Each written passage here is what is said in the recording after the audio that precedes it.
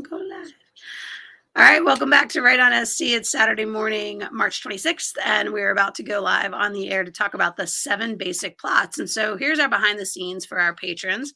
And I want to ask you, Rex, before we get into our 7 basic plots, one of the things that you said in a couple weeks ago was that you didn't like the idea of a map for stories, or you didn't like the predictability of like genre stories. Why you like to watch strange movies and read weird books is because you don't want to know what's happening. So do these plot arcs or these plot diagrams, if we talk about them as these are the 7 basic plots, is it going to take all the mystery out of the stories? No, because there's total variations on it.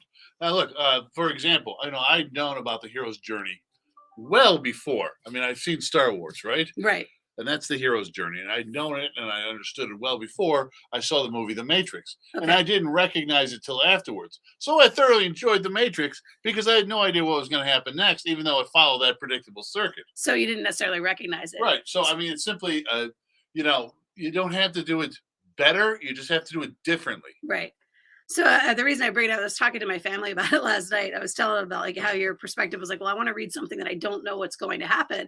And I said, I literally started this new romance novel. I got 4 pages in and I was like, oh, this is going to be a fake fiance story. That's nice. And I just put it down and went to sleep. Right. And then I woke up the next morning and sure enough, like 2 pages later, he's like, we should pretend to be engaged.